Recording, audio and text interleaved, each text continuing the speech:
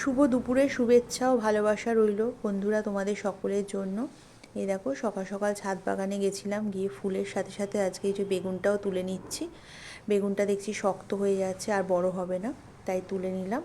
এই একটা বেগুন তুলেছি, আরও একটা তুলেছি, এই যে দুটো বেগুন তুলে নিয়ে যাচ্ছি। এবার ঘরে গিয়ে কিছু কাজ সেরে এই যে চা করে নিয়েছি, চা খাবো সবাই মিলে, তারপরে রান্না বসিয়ে দেবো। আজকে ভাবলাম বিউলির ডাল রান্না করব।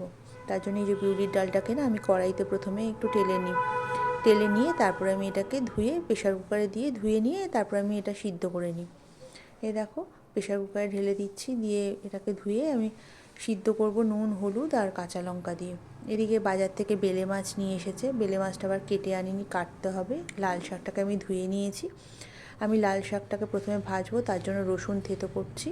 আমি কড়াইয়ের মধ্যে শুকনো লঙ্কা আর রসুন ফোড়ন দিয়ে লাল শাকটাকে ভেজে নেব। কাঁচা লঙ্কা নুন হলুদ দিয়ে লাল শাকটা যখন ভাজা ভাজা হয়ে আসবে তখন আমি একটু পোস্ত দেবো, পোস্ত দিয়ে নাড়াচাড়া করে নামিয়ে নেব।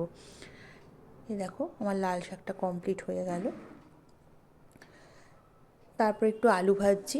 এই আলুটা আজকে সকালে রুটি খাওয়ার জন্যই ভাজবো। আজকে সকালে ব্রেকফাস্টে আমরা আলু ভাজা রুটি খাবো। এদিকে আমার ছেলে বললো মাম্মা আমি রুটি খাবো না, ওর জন্য আবার ম্যাগি করতে হলো। এই যে ওকে ম্যাগি করে দিচ্ছি, আর আমাদের জন্য কটা রুটি করে নিয়েছি। আর এই যে গাছ থেকে যে বেগুনটা নিয়ে এসেছিলাম না, এই দেখো বেগুনটা কাটছি, ভেতরে দানা দানা হয়ে গেছে। বেগুনটাকে দিয়ে আজকে মাছের তেল ভাজবো, পেঁয়াজ আর বেগুন দিয়ে। আমি মাছের তেল পেঁয়াজ আর বেগুন দিয়ে ভাজি, আবার কখনো কখনো তেল দিয়ে বড়াও করি। এই দেখো ভেজে নিয়ে মাছের তেল রেডি হয়ে গেল। তারপর বেলে মাছটা নুন হলুদ মাখিয়ে নিয়ে এটাকে ভেজে আমি এটাকে আজকে পেঁয়াজ দিয়ে ঝাল করে নেব। আর আমি যে বিউলির ডালটাকে সিদ্ধ করে রেখেছি, ওই বিউলির ডালটাকে সম্বাদ দিচ্ছি, 5 ফোড়ন আর শুকনো লঙ্কা দিয়ে পেঁয়াজ রসুন ভেজে ওর মধ্যে একটু জিরার গুঁড়ো দিয়ে তারপর ডালটা দেবো কাটা দিয়ে। যখন ডালটা ফুটে যাবে আমি ধনেপাতা দিয়ে নামিয়ে নেবো। আর ভাত তো লাস্টেই রান্না করি। ব্যাস আমার রান্না এখনের মতো কমপ্লিট। আসি, টাটা বন্ধুরা, পরে আবার দেখা।